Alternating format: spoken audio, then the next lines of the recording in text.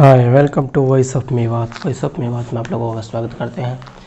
आज हमारा टॉपिक है जो शुरू कर रहे हैं हम history of Muslims, history of Islam, जो आपको मोहम्मद के बाद के पीरियड, मोहम्मद के आसपास का एरिया, मोहम्मद की लाइफ और वहाँ की मक्का की ज़िंदगी और मदनी ज़िंदगी के बारे में हम जानकारी देंगे। उमैयद डायनेस्टी के बारे में, अब्बासी डायनेस्टी और यहाँ उमैयद डायनेस्टी और ऑटोमन एम्पायर, उस्मानिया डायनेस्टी की, उस्मानिया खिलाफत की भी आपको हर टॉपिक वाइज बारी बारी से जानकारी दी जाएगी। हिस्ट्री है जो मॉडर्न मुस्लिम की हिस्ट्री है उसके बारे में आपको थोड़ा जागरूक कराते हैं। और 1857 से और 20 के आसपास की हम बात करते हैं। सबसे पहले हम शुरू कर रहे हैं, चलिए, फजर की नमाज के बाद मस्जिद के पास लोगों ने देखा कि एक बच्चे के ऊपर खून लगा हुआ है और उसके पास शेर मरा पड़ा है। जब उसके मुंह को साफ पता चला कि यह फ़खरुन्निसा का लड़का है, फ़खरुन्निसा का बच्चा है। कुछ जमातियों ने फ़खरुन्निसा के घर पर जाकर मालूम किया कि उन्होंने अपने बच्चे की परवरिश कैसे की है कि उन्होंने एक शेर को मार दिया। तो उसकी माँ ने कहा कि कुछ खास नहीं किया, जब हमें कोई औलाद नहीं हो रही थी तो हमने टीपू मस्तान औलिया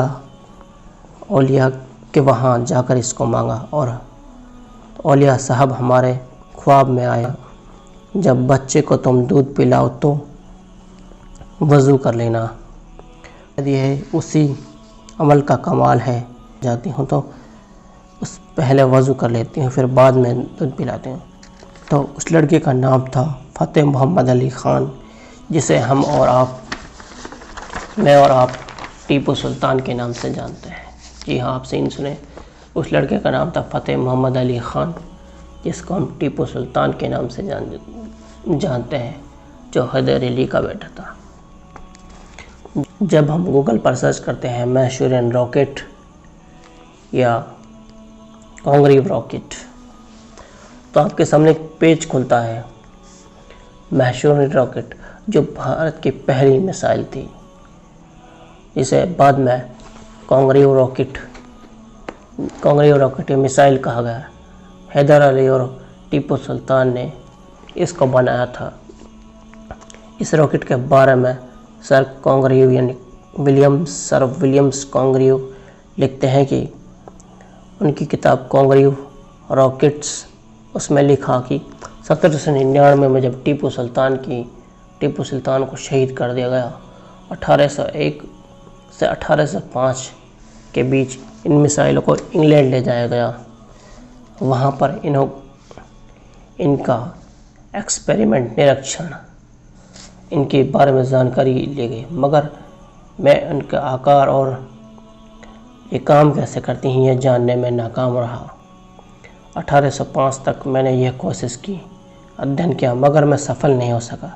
फिर बाद में भारत से एक किताब भेजी गई जिसका नाम था फतहुल मुजाहिदीन।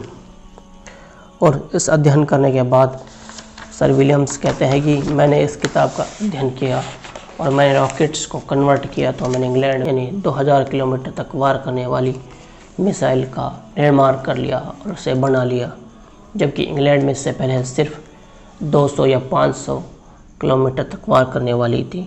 और ये किताब जो आजकल पेरिस के म्यूज़ियम में रखी हुई है, फतहुल मुजाहिदीन, इसके लेखक खुद टीपू सुल्तान है। उसने बड़ी बारीकी से इस मिसाइल का डिस्क्रिप्शन, ये पूरी जानकारी अपनी दे रखी है कि ये मिसाइल किस तरह काम करती है, इसका साइज़ क्या है, इसे किस तरह बनाया जा सकता है।